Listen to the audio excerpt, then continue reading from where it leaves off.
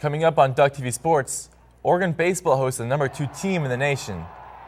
Men's basketball has a chance to clinch the Pac-12 title. And women's basketball has their season come to a close. All that and more right now. Hello, I'm Erin Maloney alongside Andrew Bantley, and welcome to DuckTV Sports. A big home series for the baseball team against #2 Vanderbilt. And women's basketball, softball, and the track team were also in action. But first, we start with the Oregon men's basketball team, which concluded their Pac-12 regular season this weekend. With UCLA losing on Wednesday to Washington State, the Ducks had an opportunity to clinch the Pac-12 crown with a win against Colorado, but the Ducks couldn't take advantage. The game was out of reach early in the first half, and going to halftime, the Ducks were down 37-21. The second half wasn't much better as Colorado's Xavier Johnson had a career-high 22 points. The Ducks struggled at the free throw line, shooting under 41%. When it was all said and done, the Buffs ran over the Ducks, 76-53. On Saturday, the Ducks traveled to Salt Lake City to take on the Utah Utes and were dealt their second straight loss, which landed them the #3 seed going into the Pac-12 tournament. E.J. Singler finished with 21 points for the Ducks, who concluded their regular season with a record of 23-8 overall and 12-6 in conference play. The Ducks are selected to play the winner of Washington versus Washington State on Thursday in Vegas. The Oregon Ducks welcomed Vanderbilt on Friday for a 3-game series, a battle between the 11th and 2nd ranked teams. Jake Reed was on the mound for the Ducks and looked to slow Vanderbilt's strong offense. The Commodores averaged 8.9 runs per game, which is 4th best in the country. Jake Reed and his new haircut got in a jam early in the top of the second. With 2 outs, Vanderbilt's Tony Kemp hits a shot to left center field for a triple, scoring a pair. Kemp now has 14 RBIs on the season. High fives all around for the Commodores. Following Kemp's lead, Jack Lupo hits a line drive single up the middle to score Kemp, giving Vanderbilt a 3-0 lead early. The leadoff hitter and 2-hitter provided the spark for the Commodores. Boyle picked it up in the top of the 4th, where Ryan Healy connects for a home run to left. Did I say home run? I meant bomb for his second of the season, which puts the Ducks on the board, making the score 3-1 Commodores. From there, the game was in Kevin Ziomek's hands. The Vanderbilt starting pitcher finished the game with 13 Ks and only surrendered 1 walk for the complete game victory. Ducks go down 4-1 as Jake Reed picks up his 3rd loss of the season. On Saturday, the story is not much different. Vanderbilt got started first, and in the top of the 3rd inning, Tony Kemp scores when the ball gets away from catcher Sean Chase. In the bottom of the 4th, Connor Hoffman strikes out. Runners were stranded on 1st and 2nd. Oregon left 11 runners on base during this game. In the bottom of the 6th, Oregon scores their first run of the game. They are down 2-1. In the top of the 7th, Vanderbilt has bases loaded. Brando Tesser, yikes, and Vanderbilt walks one in. Bottom of 7th, a chance to capitalize on runs, but Oregon leaves multiple players stranded once again and ends the inning. The score is 3-1.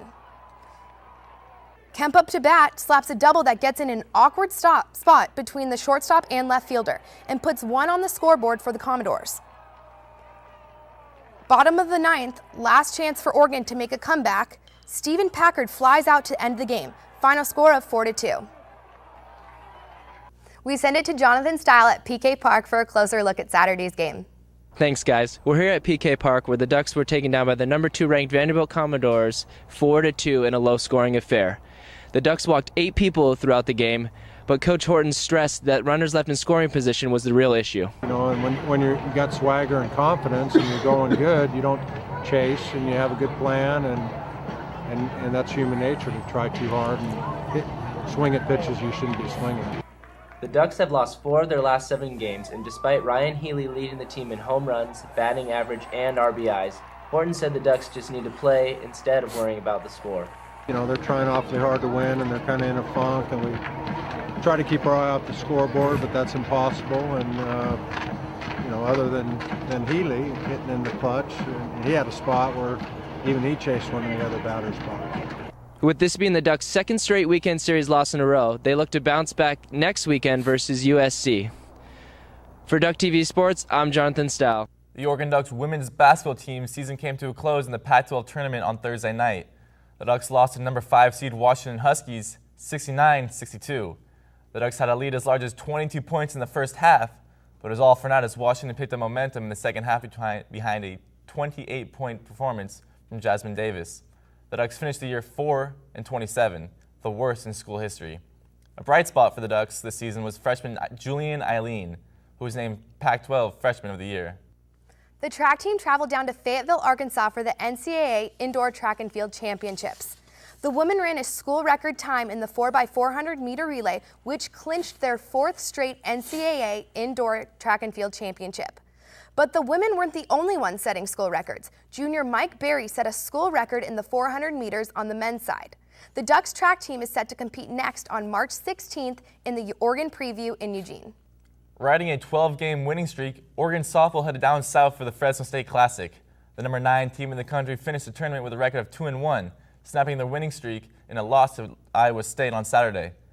Sophomore Janie Takeda led the Ducks offensively, hitting .636 for the tournament. The Oregon Ducks now are 21-4 on the season. Their next match will be a doubleheader against New Mexico here in Eugene on Wednesday. Thanks for tuning in to the final episode of this term here at DuckTV Sports. Looking forward, the Oregon men's basketball team hopes to play their cards right in Vegas for the Pac-12 tournament and beyond. Yeah, I bet they'll be hoping to play those cards right in more ways than one. For all of us at DuckTV Sports, we want to thank you for tuning in this term and look for us next term. Check us out online and follow us on Twitter at DuckTV Sports. For Aaron Maloney, I'm Andrew Bantley. Good night.